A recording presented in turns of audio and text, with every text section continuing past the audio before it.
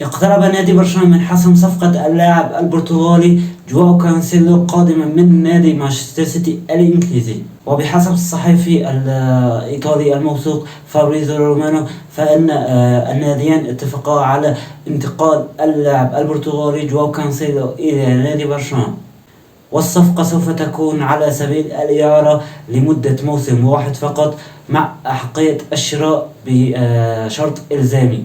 واشترط نادي مانشستر سيتي على الشراء الإلزامي لنادي برشلونة في حال اللاعب البرتغالي جواو كانسيلو لعب مع نادي برشلونة بمباريات برشلونة بنسبة 70%، سوف يكون على نادي برشلونة إلزامية الشراء بقيمة 25 مليون يورو سوف يدفعها إلى نادي مانشستر سيتي.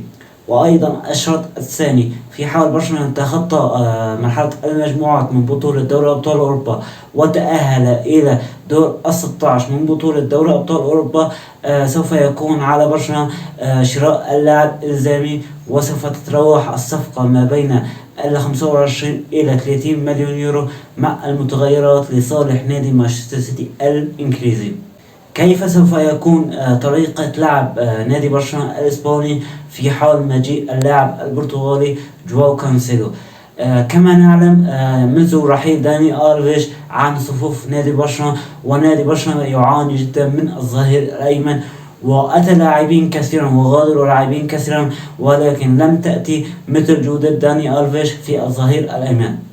وكلنا شفنا مباراة برشلونة وفياريال وكيف كانت جهة سيرجيو روبرتو في الظهير الأيمن، وكيف كانت المساحات فارغة جدا خلف المدافع الظهير الأيمن لنادي برشلونة سيرجيو روبرتو، والظهير الأيسر تشافي ألونسو. يعني المساحات كانت كبيرة جدا في مباراة برشلونة أمام فياريال، ويعني مما أدى وجود مساحات كبيرة للاعبين نادي فياريال الإسباني، واستغلوا هذه المساحات الفارغة من قبل سيرجيو روبرتو الإسباني، مما أدى إلى عمل رومنتادا تاريخية لفياريال على نادي برشلونة.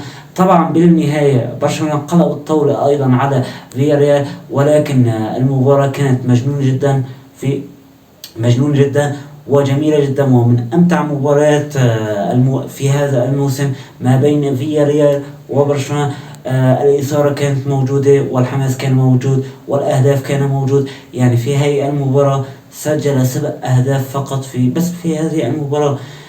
ولكن كان العتب لتشافي هرنانديز، كان يعاتب سيرجيو روبرتو على ترك المساحات خلفه وإظهارها للخصم فياريال، وفياريال استغل هذه الفرصة، وفي ظل فقط 30 دقيقة فياريال يسجل 3 أهداف لصالح فياريال، ويقلب الطاولة على برشلونة بعدما أن كان متأخرا بهدفين مقابل لا شيء. وسجل برشلونة في الدقيقة 12، يعني في ظل ربع ساعة برشلونة يسجل هدفين فقط.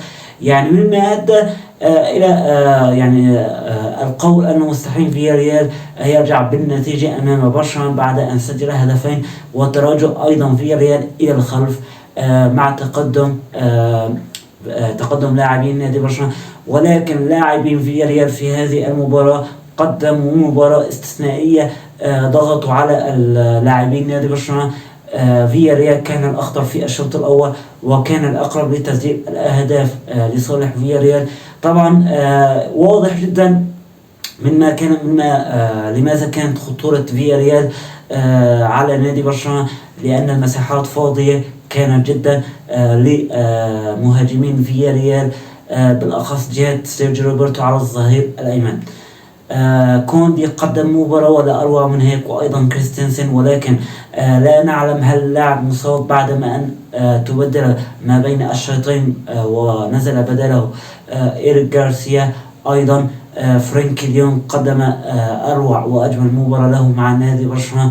المباراة كانت مثيرة جدا وجميلة جدا. ننتهي من مباراة فياريال وبرشلونة، والذي فاز برشلونة على فياريال بصعوبة جدا، ولكن المهم حصد 3 نقاط. الآن ماذا سوف يضيف جواو كانسيلو إلى نادي برشلونة وإلى الدفاع حصرا؟ يعني في المباريات القادمة سوف يلعب نادي برشلونة أو تشافي هرنانديز سوف يلعب في الخطة التالية. سوف يكون الظهير الأيمن جواو كانسيلو، لأن جواو كانسيلو هجوميا ودفاعيا ممتاز جدا. وفي خط قلبي الدفاع لنادي برشلونة سوف يكون أروخو وكوندي، أو بدل أروخو بدل كوندي سوف يكون كريستنسن أو مارتينيز. أما على الجهة اليسرى سوف يكون أيضا بالدي وألونسو، وأيضا في حال إصابة اللاعبين ألونسو وبالدي يعني قادر جواو كانسيلو أن يلعب كظهير أيسر أيضا. أي يعني في المباريات الكبيرة يستطيع تشافي هرنانديز استخدام أروخو في الظهير الأيمن وجواو كانسيلو في الظهير الأيسر. كما تعلمون كمباراة الكلاسيكو ما بين برشلونة وريال مدريد، تشافي هرنانديز يلعب أروخو في الظهير الأيمن لكي يواجه فينيسيوس جونيور، ولكي لا يخلق له المساحات الكافية، لأن فينيسيوس جونيور خطير جدا ولاعب لا يستهان به. أما على الجهة اليسرى فجواو كانسيلو أيضا يقدر أن يلعب في الجهة اليسرى، سوف يقدم الكثير من الخبرة لنادي برشلونة إن كان هجوميا على الجناح الأيمن والظهير الأيسر. صفقة جواو كانسيلو تعتبر سوبر ستار، وفي هذه الصفقة برشلونة 10/10 في هذه الصفقة، ويعني سوف يظهر بشكل جيد جدا برشلونة في المباريات المقبلة بوجود جواو كانسيلو على الظهير الأيمن، إن كان هجوميا وإن كان دفاعيا سوف يغطي مركزه بشكل جيد جدا.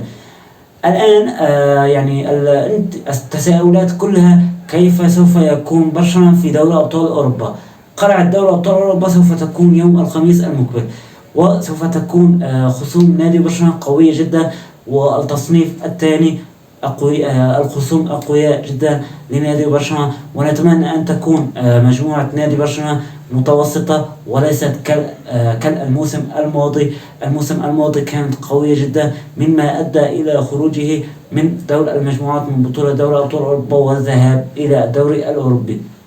برشلونة في حالة بناء حاليا، يعني في حال برشلونة هذا الموسم قادر بس الوصول على الدور 16 ليس أكثر، أو إلى الدور ربع النهائي من بطولة دوري أبطال أوروبا.